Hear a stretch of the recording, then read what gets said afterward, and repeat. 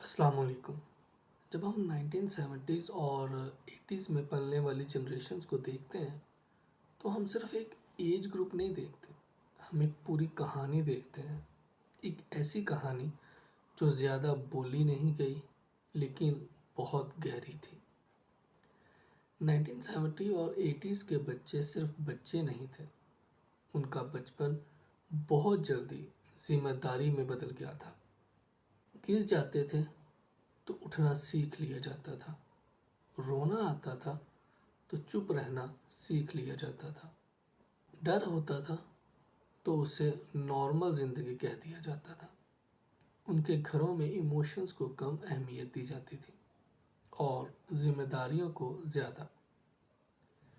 اکثر کہا جاتا تھا کہ یہ جنریشن بہت سٹرونگ ہے، لیکن حقیقت یہ تھی کہ انہیں سٹرونگ ہونا پڑا۔ انہیں یہ سکھایا گیا تھا اپنی فیلنگز اپنے اندر رکھو، مسئلے خود سنبھالو، کسی سے زیادہ امید مت رکھو۔ اس وجہ سے جب ان کے اندر طوفان ہوتا تھا تو باہر خاموشی ہوتی تھی۔ ان لوگوں نے ایموشنز کو کنٹرول کرنا سیکھا، لیکن دھیرے دھیرے ایموشنز کو دبانا سیکھ لیا۔ وہ زیادہ ایکسپریس نہیں کرتے تھے، وہ مدد مانگنے سے کتراتے تھے اور اپنی تھکن کو روٹین سمجھ کر جی کے لیتے تھے۔ ان کے لیے سٹرونگ رہنا ایک چوائس نہیں، ایک عادت بن چکی تھی۔ اس جنریشن میں لائلٹی ایک ویلیو تھی اور سیکریفائس ایک رول۔ رشتہ ٹوٹ رہا ہوتا تھا پھر بھی نبھایا جاتا تھا، جاب سے دل اٹھ چکا ہوتا تھا پھر بھی چھوڑنا غلط سمجھا جاتا تھا۔ انہوں نے سیکھا تھا کہ نبھانا زیادہ ضروری ہے، خوش رہنا بعد میں۔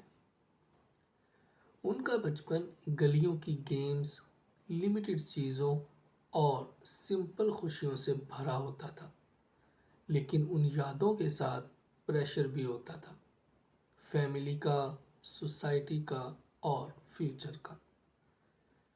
انہیں یہ محسوس ہوتا تھا کہ غلطی کی گنجائش کم ہے اور ایکسپیکٹیشنز کی زیادہ۔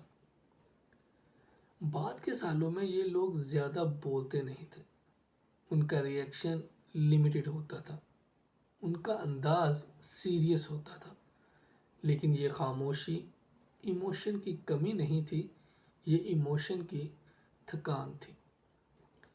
انہوں نے بہت کچھ سنبھالا تھا، اس لیے بہت کچھ کہنا چھوڑ دیا تھا۔ 1970 اور 80s میں پلنے والی جنریشن اس لیے زندہ نہیں رہی کیونکہ وہ کمزور نہیں تھی، وہ اس لیے زندہ رہی کیونکہ وہ بہت کچھ برداشت کر گئی۔ ان کی سٹرینتھ شور میں نہیں، خاموشی میں تھی۔ جب ہم آج انہیں دیکھتے ہیں تو ہمیں سمجھ آتا ہے کہ یہ لوگ صرف سٹرونگ نہیں، یہ لوگ وقت سے پہلے میچور ہو گئے تھے، اور شاید اسی وجہ سے وہ اپنی کہانی کبھی خود نہیں سنتے تھے۔ شکریہ۔